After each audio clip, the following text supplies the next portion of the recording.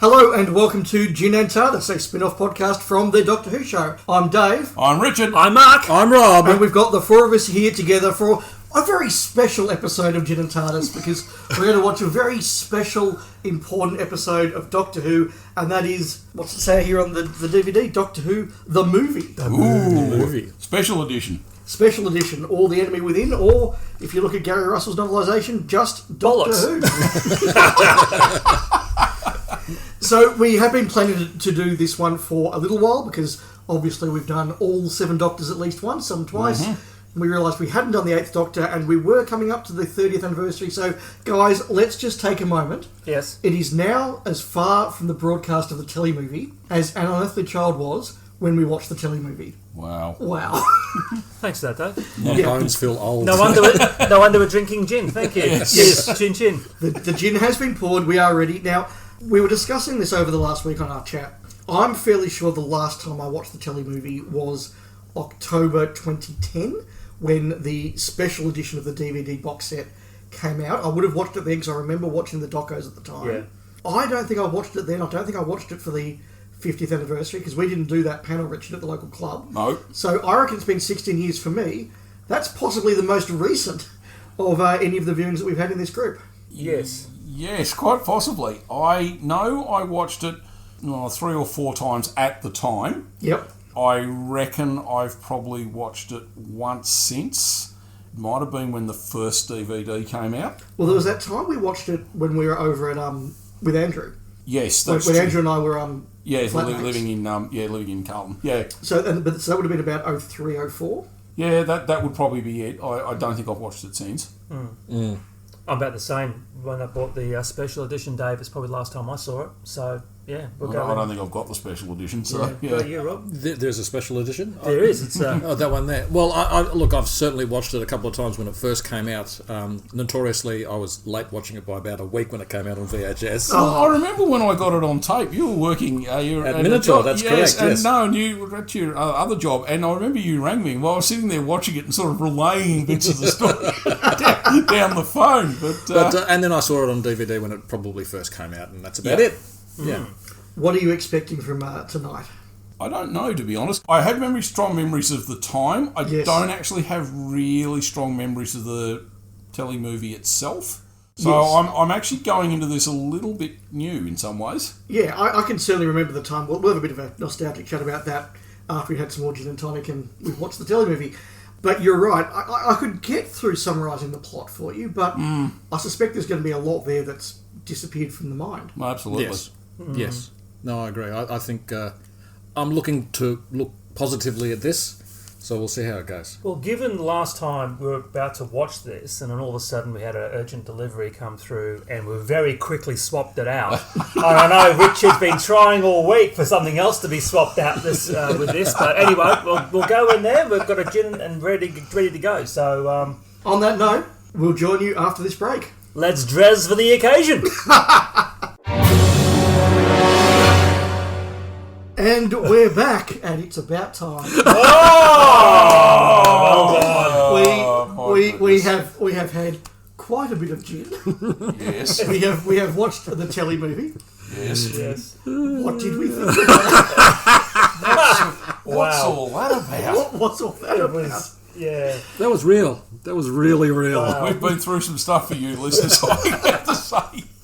I will start by saying the presentation and the sort of the energy of it was better than I remembered. Yeah. Yes, it's very, very well directed. It's Spot very on. well shot. It looks great. It looks great. Edited great. Music's great. And I expected it to look like a lot of those 90s TV series that you look at them now and you go, that feels very 90s. Yeah. And look, the costumes and everything were. But that part of it's aged a lot better. Oh, absolutely. You can see where the money went. It's not as dated as... Like, if you look at Next Gen, that's very much more dated than what that was. Yeah. Or even something like B5. I mean, the effects are probably... Some of the effects are probably roughly on par, but... Those Amiga 500s, mate, churning him out. On the other hand... Was there a script? I was about 50 minutes in, and I turned to you guys and I said, look, I'm a dedicated Doctor Who fan. And I have no idea what the hell is... maybe use different words. What the hell is going on? Did this have such a turbulent gestation period that what eventually birthed itself was just a mishmash of different things. I mean, as you said before we started, Richard, this is a story that seems to be divided into three parts. You know, there's McCoy, there's the middle bit, and then there's the crescendo at the end. Yep. And none of it seems to come together. No, the McCoy section, and it's funny watching it because when we watched this in 1996, it was, Sylvester McCoy's back, isn't that wonderful? But watching it now, that setup third, that is far too long. It's a massive mistake. But by the same token, as we were watching it then, that first 10, 15 minutes, we're going, this is actually pretty good. Like we didn't know what was going on, but but we're like, you know, McCoy's good, the setup's good, energy's good. Yeah. Okay, this is going to be okay. And then it wasn't. To start off a new series, like, you know, getting Americans in, it's just absolute fan wank. I mean, if you had a compass and a large map and several weeks, you could probably find what the plot was. But there is a lot of thickets that you have to machete through to get to what actually is going on. There's a lot of just massive plot leaps. Yes. Yep. The Doctor just announcing, the Master wants to do this, I've got to stop him. You're like, where did that come from? Yeah, and it's all going to happen at midnight and the planet's going to be turned inside out and you're like, well, hang on, what have you said? Where does that come from? Yes, I need a brilliant clock. Why? I just do. Yes, and Grace's resolution at the very end of just stripping two wires and then putting them together to win the day. Look, I mean, you could look back at the classic series and go, there's a lot of stories here that make absolutely no sense, and a lot of the plotting is just designed to get us through 4 episodes, or 6 episodes, or 12 episodes. But don't you pick on Master Plan. Sorry. Or 14. But it seems for something that, as I said before, had such a long gestation period, how can they not have a story that makes sense from start to finish, from A to Z? It sounds like Child of Time all over again, doesn't it? But long gestation period. When you watch the docos and you read the making of, it's so clear that it's one man's vision. Correct. And he's just doing everything he can to get this thing made. Yes. And just against all the odds, against nobody else wants to make it, no one wants to pay for it, no one wants to be in it. And he's just, I want to deliver this. And I think it just got to the point where he's like, I don't care what compromises I have to make, I don't care what executives say, what notes I have to deliver, I just want to get this on screen. And it doesn't feel like a real holistic thing. But look, let's go back, because I think it's interesting to look at the telly movie at the 30-year mark. Yeah. Because we've sort of been through a journey where, we'll talk in a moment about our reactions at the time and our memories at the time, but at the time there was this sort of excitement that it was back, and it wasn't as bad as we thought American Doctor Who could be. No. Followed very quickly by the sort of very quick realisation that this wasn't going to be a series, and Doctor Who was Doctor Who was probably now dead. Yep. Then sort of it went through the whole nostalgic, like, I remember where I was 20 years ago and I watched it and it was kind of fun. And now we've sort of got through to that. It's sort of like, well, it's actually not very good. Now we're old and jaded. Yeah.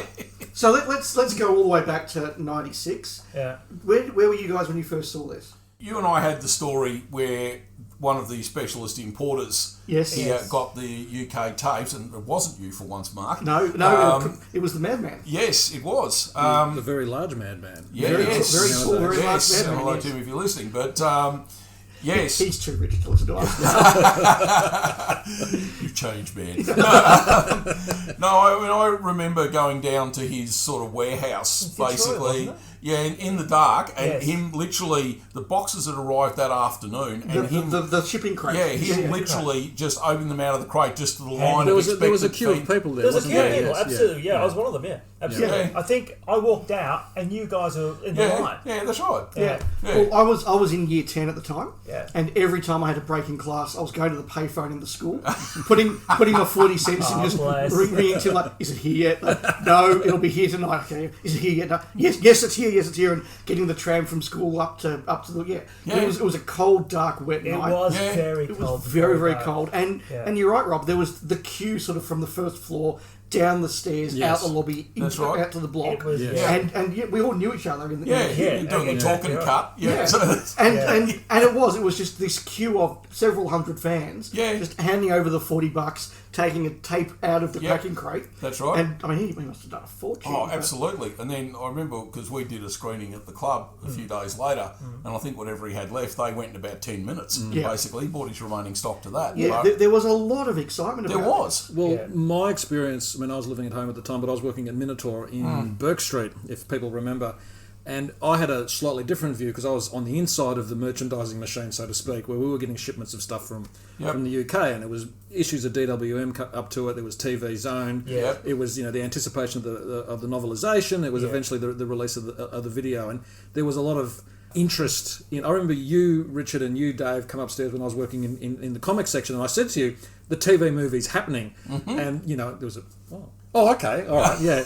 But then afterwards, as you said, it all sort of trickled away. There was no impetus behind it to go ahead. I remember there was that article in DWM about a year later. It was like that once now the party's over or whatever. Yeah, that's right. Oh yeah, it was about 3 months after. It was just. Not sure to say. Okay.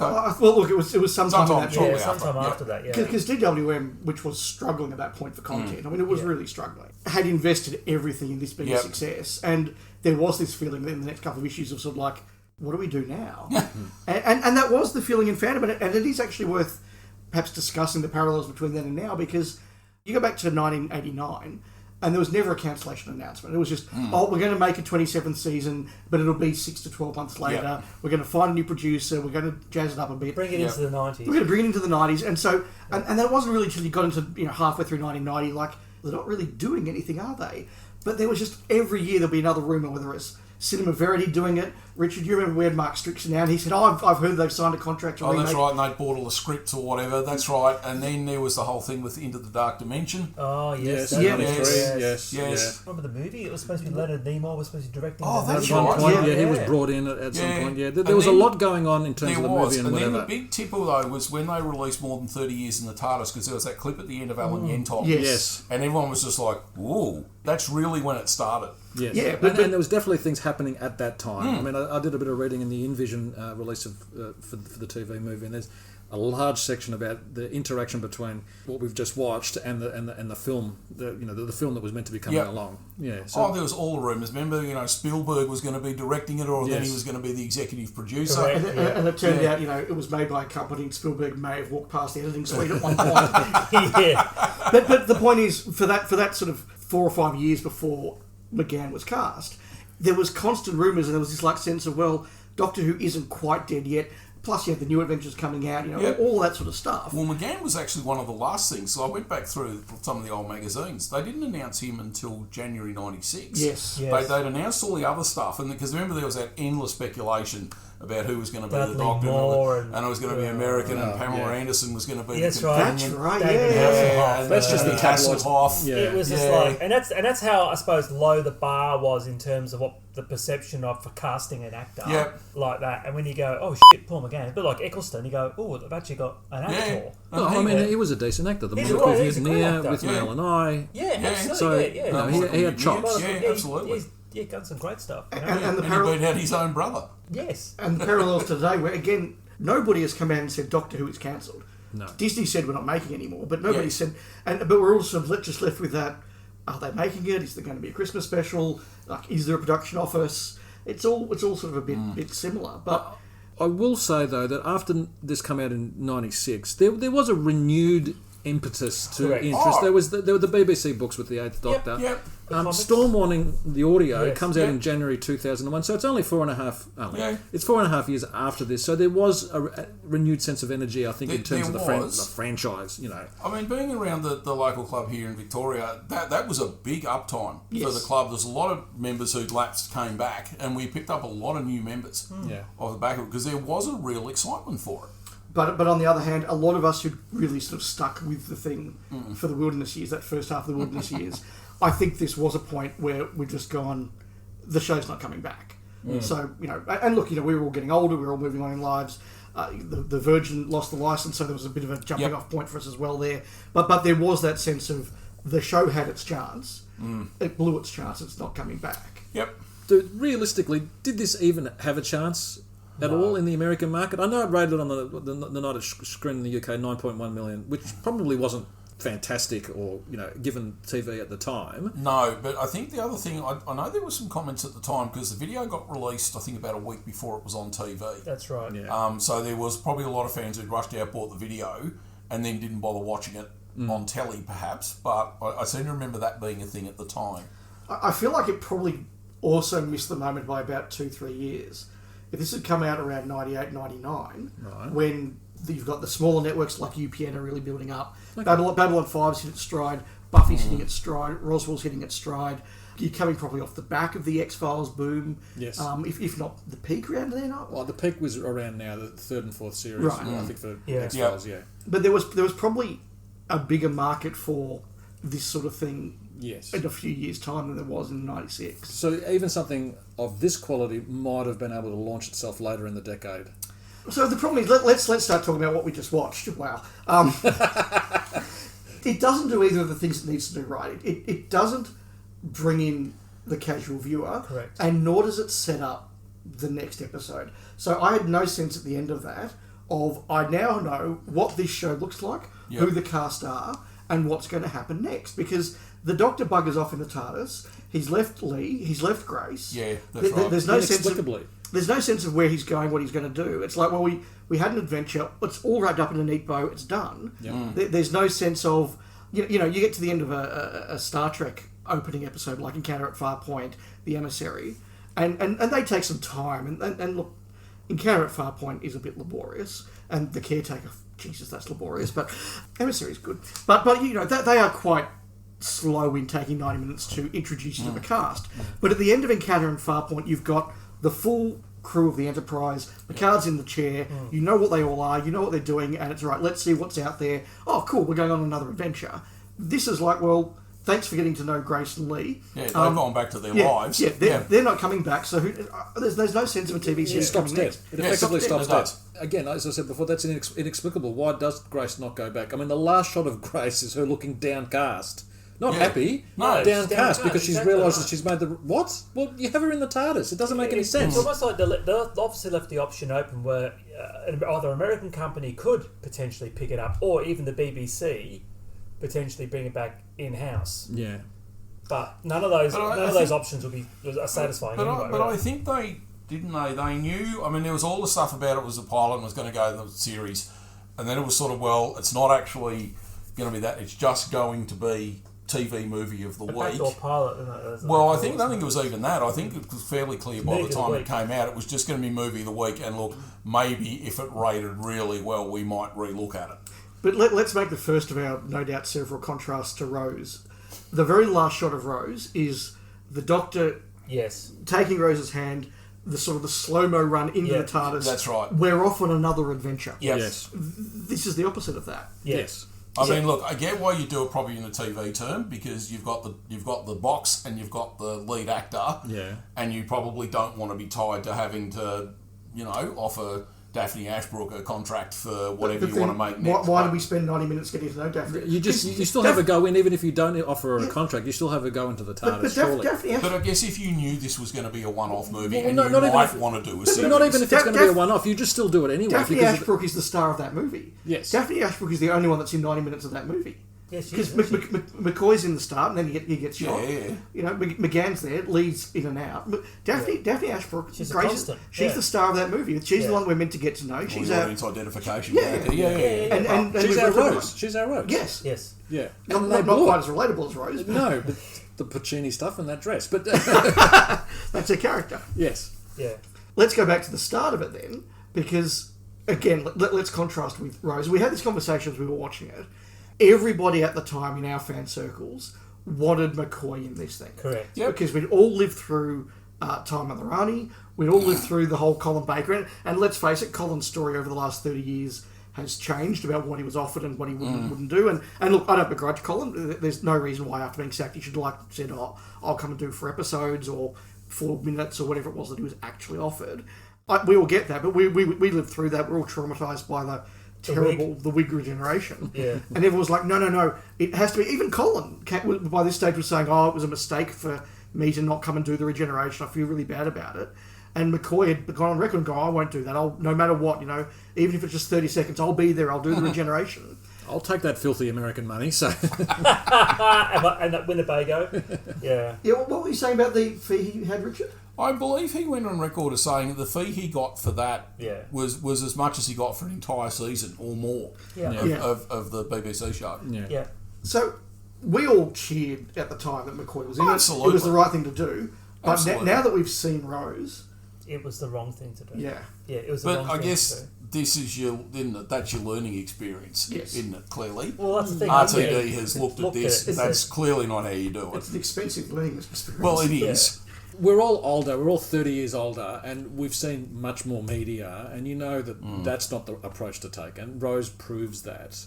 Though you can sort of, I mean, we can all sit back and go, oh, it's nice to see McCoy there. But I suppose It was great. It was. I mean, in story terms, it's a non-starter. You would never do that. Plus, But in terms of but if you wind back even further than that, plus you got all the first minute and a half all the crap with the Daleks, and you're like, what? If you were a brand new viewer, what the hell is this? It's basically exposition. the first half of it does have exposition and info dumps just out of nowhere. I mean, the Doctor stopped when he's in the park with Grace, stops to talk about being a Time Lord, the Master, Gallifrey, and the Daleks of all bloody things. Yeah. You know, and we all said it during the thing. If you're a casual viewer in the States or in Britain, what is all that about? I'm a non-casual viewer, and I was lost. I mean, that is the truth. That's the thing. You watch the start of it. I don't really know what happened in the first minute and a half. Yeah. I don't know who this guy is. Now he's gone. I don't know who the other guy is. Yeah.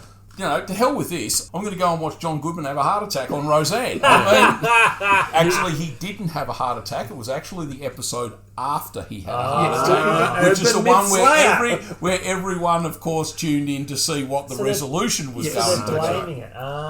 Yes. On the other hand, though, to talk about the very, very start, I do remember, and I saw it again here. There is an energy to that. There's like, wow, lots of things are going on. Really cool graphics.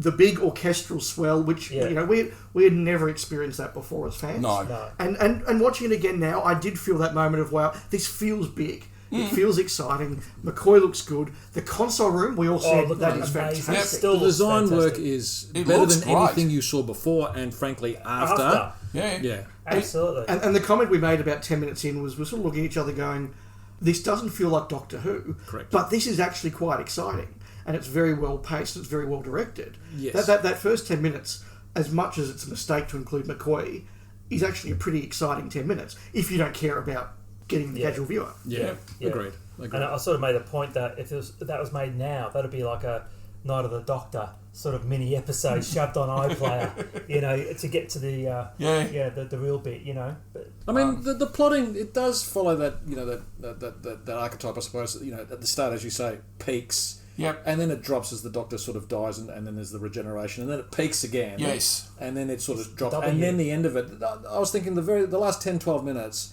the editing, just the music, all contribute to a really fast-paced ending to the story, and I think it's to its benefit, regardless of the fact that largely it's nonsense. But it's at the total expense though of a story or a script. It looks good. It hits all the right beats, but you got no idea what's going on. But you can pretty much say that in his series, though. Let's be honest. Yeah. I don't think the scriptwriter knew what he was doing either. No offense to Mr. Jacobs. I don't know that he knew what he was doing. To be honest, there's a lot of shortcuts. In what we're expected to take on. It feels like a pitch meeting. There's that sense of, we see the Doctor in his TARDIS, he's travelling through time, and then the Master breaks out of his thing and it's slime. Or the Doctor gets shot. There's and that's a cool moment. Or the moment when the Doctor, you know, he's going to be down on the gurney, they're trying to do heart surgery on him, and he's begging them not to, and suddenly he jumps up and then he dies. Like, that was a cool moment. As an isolated 3 or 4 minutes. The death of the Seventh Doctor is a pretty cool moment, and it was quite traumatic. Well done. It's quite traumatic.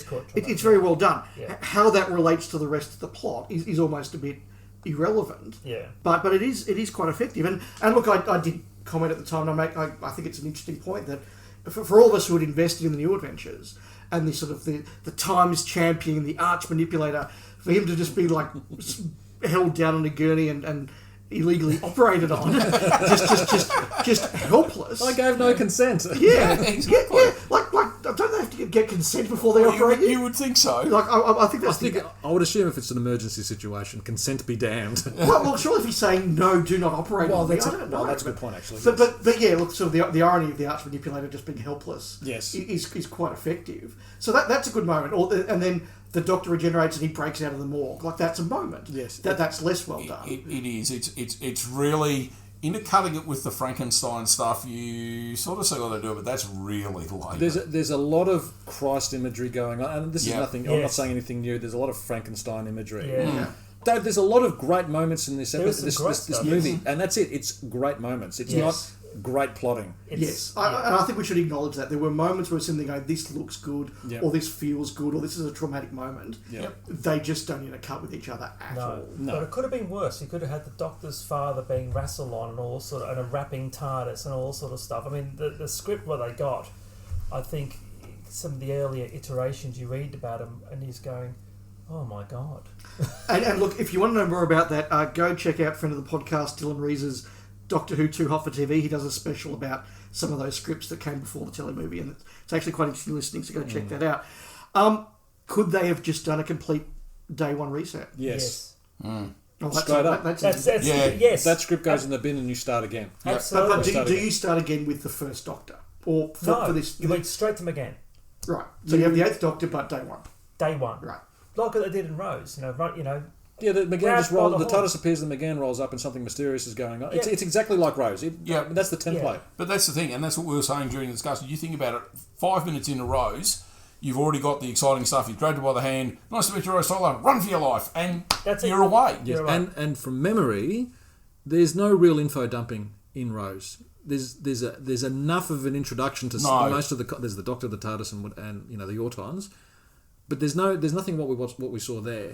No, it's not until End of the World, the next episode, where he has that moment where he sits down and she's like, no, tell me who you are. Yeah. You've dragged me from my time and space. Yeah. Tell me who the hell you are. And he says, well, you got my planet's gone, yada, yada, yada. And being fair, if this had gone to a series, you would have seen that, but it just didn't. It didn't. No, it should have been something exciting, potentially with the Daleks or something like that, or even the Autons or something. You could have just, It should have been more like Rose.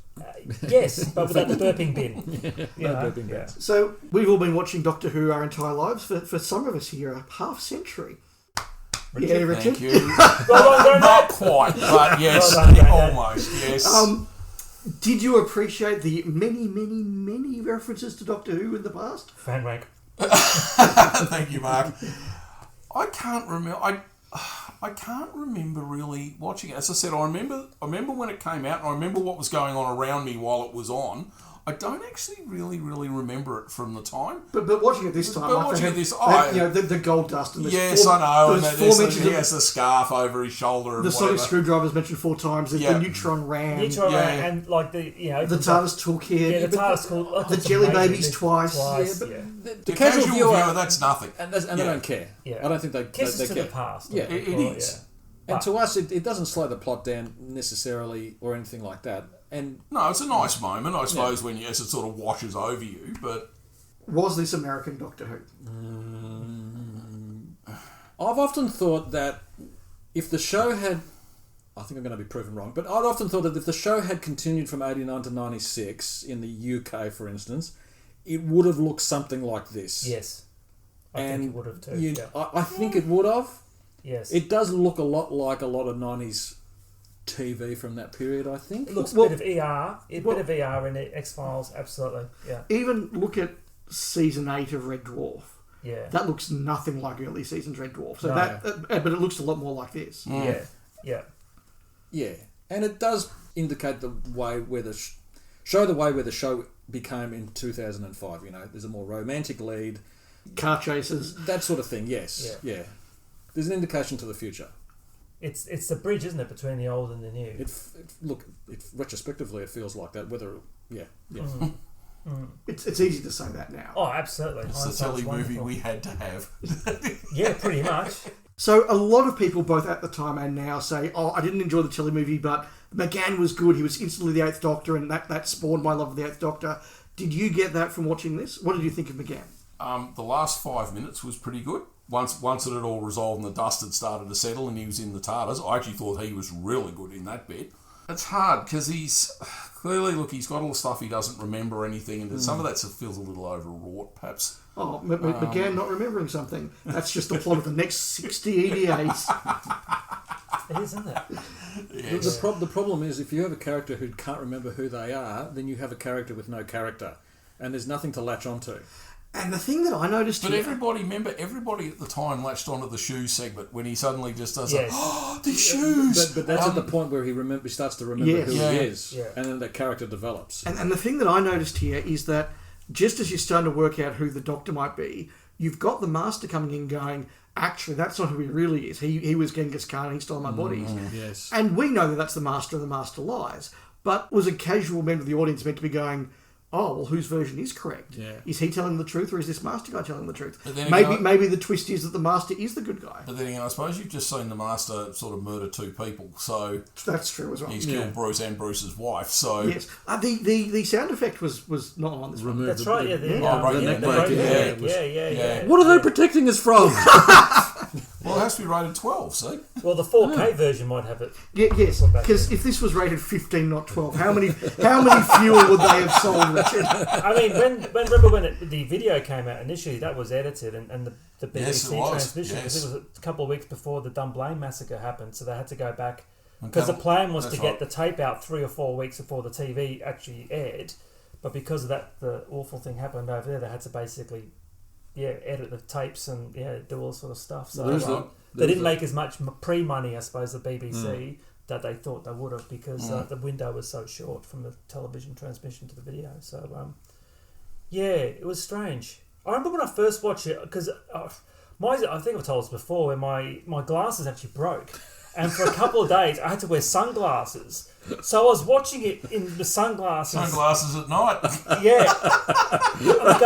I'm not doing an impression of Eric Roberts here. And I was watching it with somebody that we knew at the time. And I think we looked at each other and pretty much said, what was all that about? It's the same thing, because he's looking at it going, he's just going, look at all this money. Look at all this wonderful money and everything like that. But it's just not Doctor Who. And I still now, to this day, I'm watching it going, it's amazing, looks fantastic, but it's just not, it hasn't got that Doctor Who-iness there.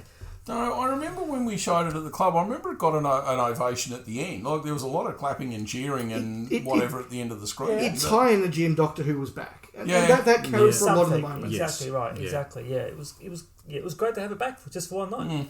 Mark, you mentioned Eric Roberts. Yes. Now, I went in, one thing I was expecting going in was that he would be terrible.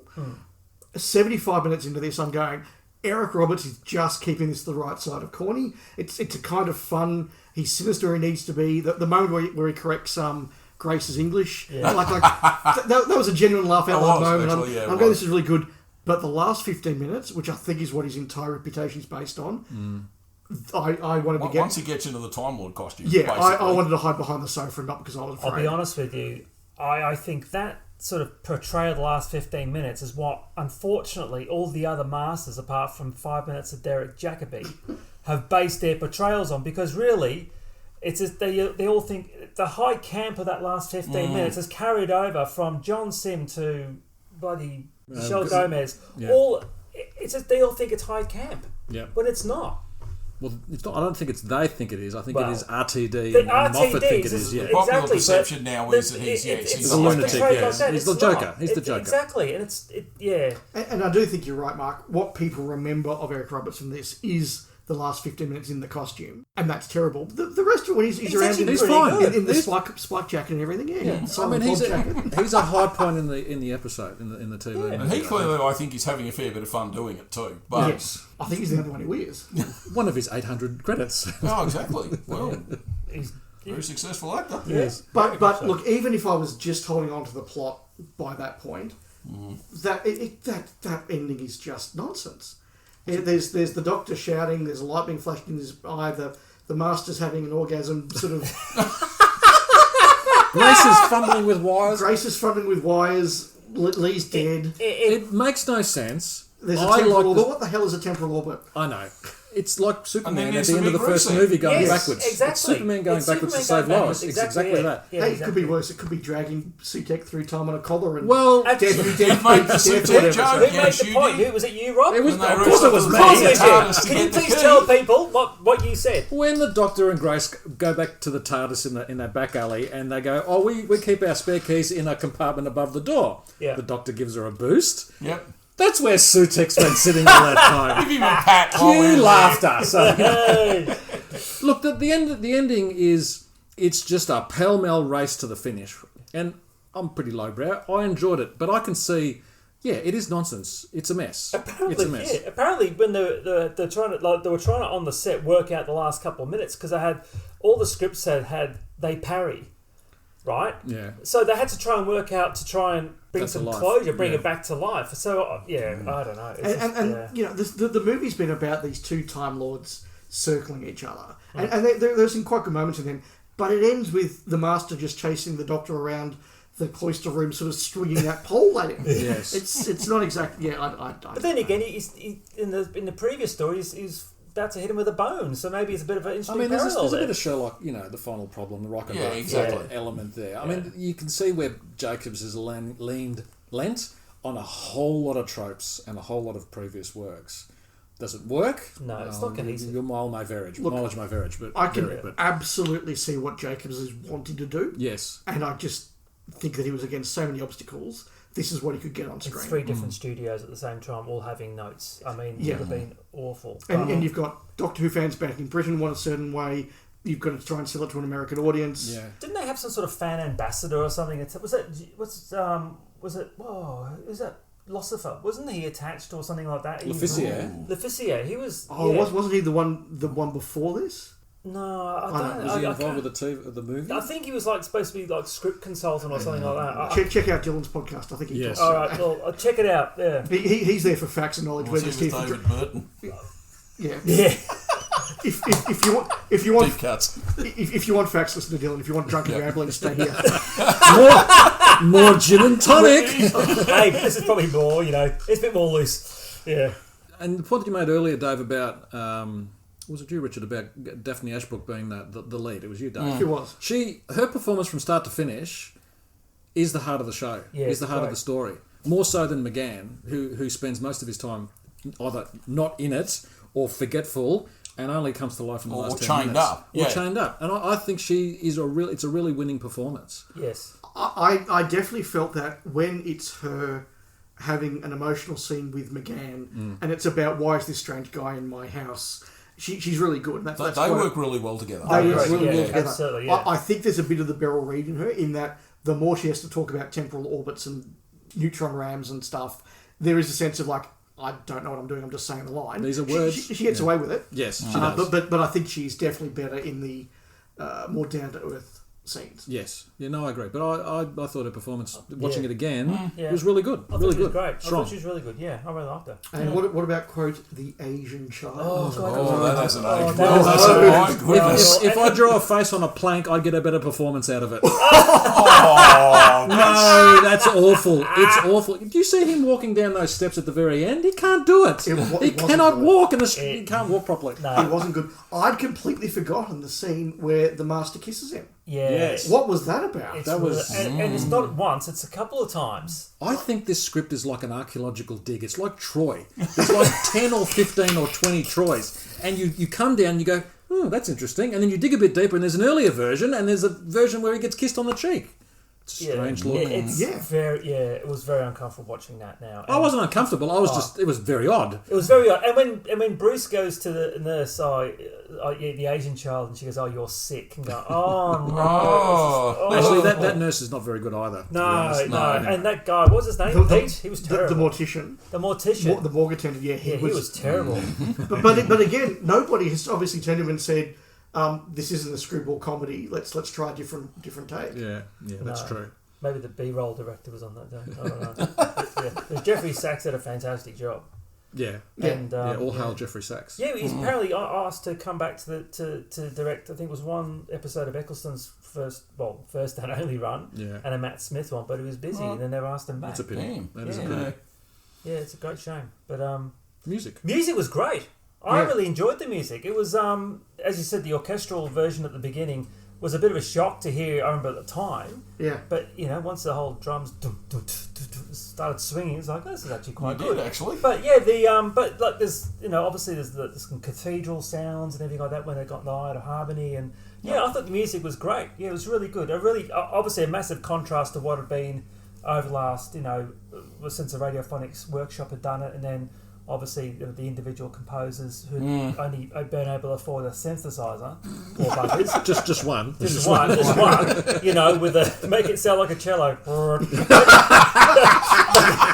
Make it sound like a violin.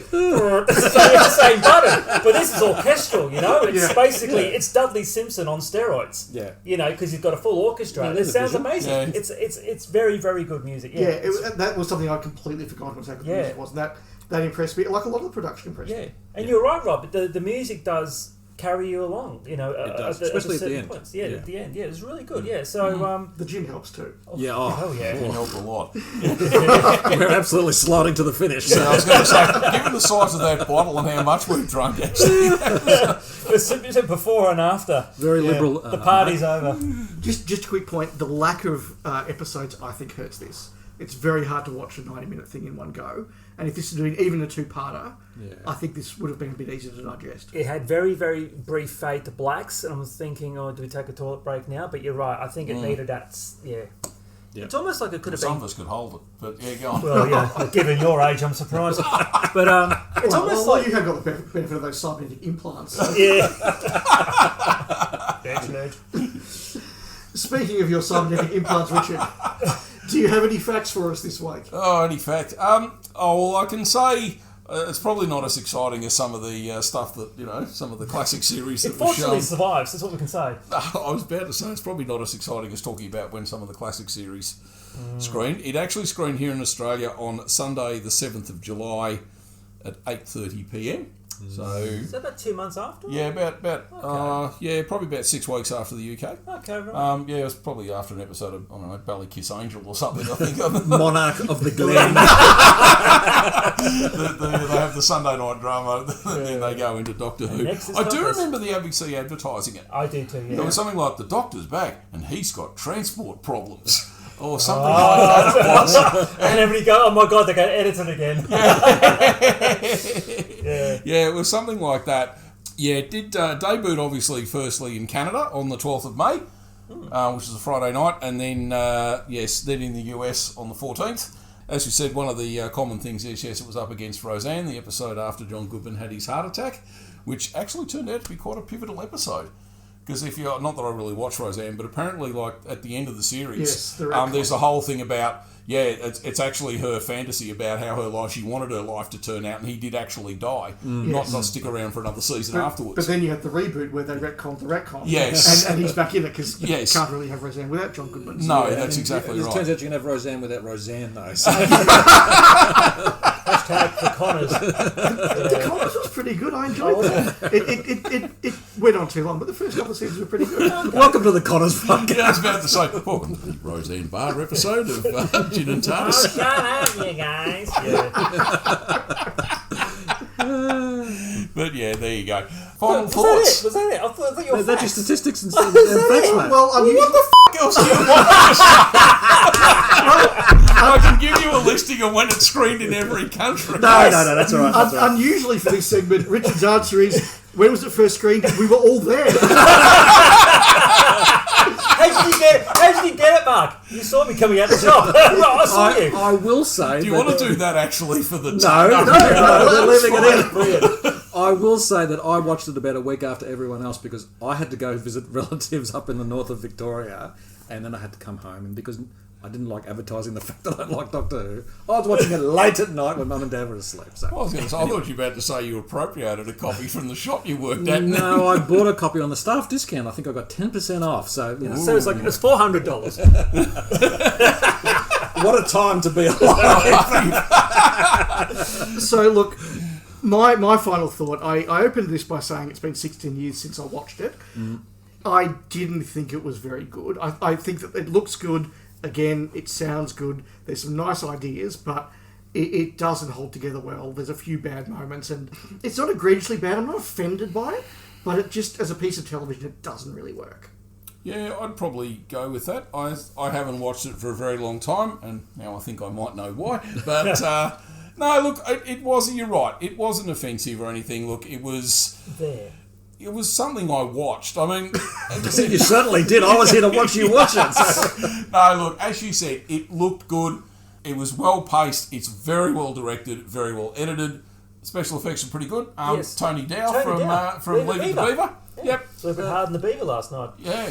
How old would he have been at this point? Oh, late 50s. Yeah, I think so. 60s. Yeah, like he's actually This is the 50s, CGI, he was like a CGI pioneer, wasn't he? Yeah, well, Leave It to Beaver's like mid-60s, so... 50s, isn't it? I think it was the 50s. Yeah. Oh, is it? Yeah, I think Yeah, at this point he's like 40 years. Okay, carry on. Anyway, Yeah, but Leave It to Beaver. Welcome to the Leave It to Beaver podcast. well, I can get you some facts on Leave It to Beaver. No more facts, please.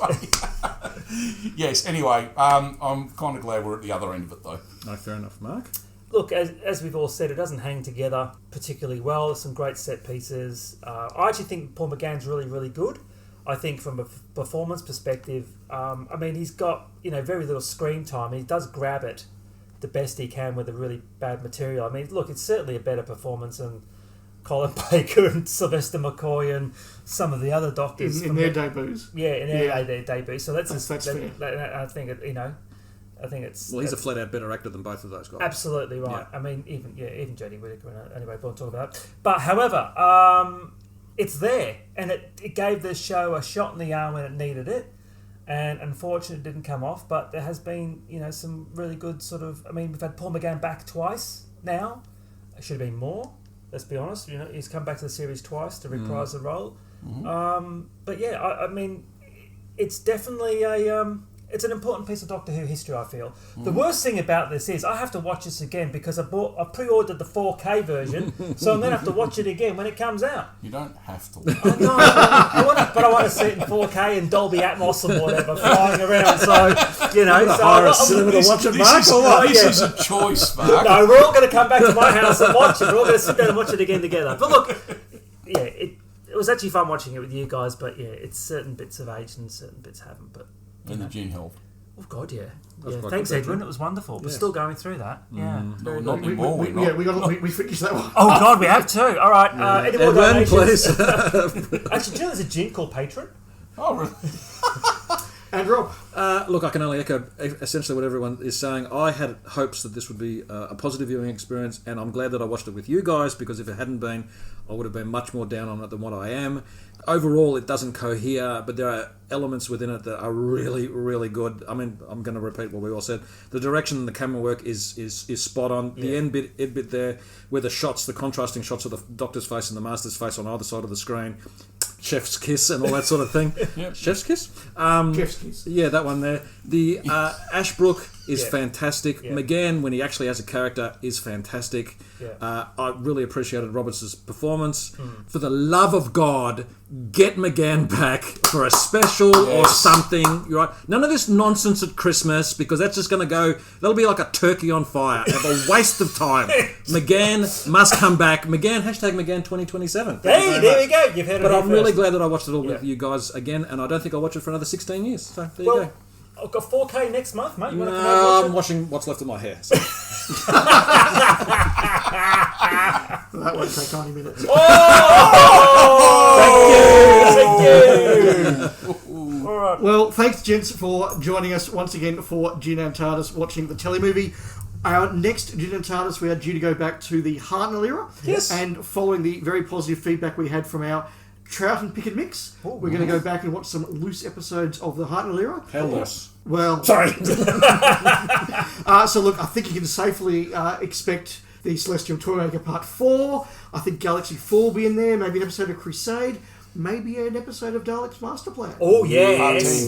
Part 10, I reckon, because that hasn't been spoken about as much. So, look, we will be doing that the next time we assemble for Gin and TARDIS. We've got a List Makers coming up shortly. We have then got our monthly episode where I believe the Sontaran Stratagem won our poll, so we'll be talking about that, which will be interesting. My condolences. But yeah, thank you again for joining us, everybody. I hope you've enjoyed that. Maybe listeners, you've been enjoying a drop of gin as you've listened. Hopefully not if you're driving.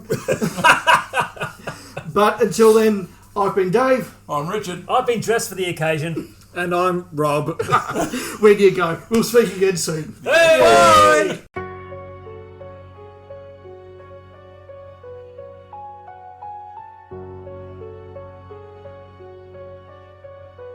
Yo! The Daleks killed the master, his ashes in a jar. The doctor said I'll drive him home, it's not too far. Locked him in a box, double checked the latch, but snake goo came out and escaped through a crack.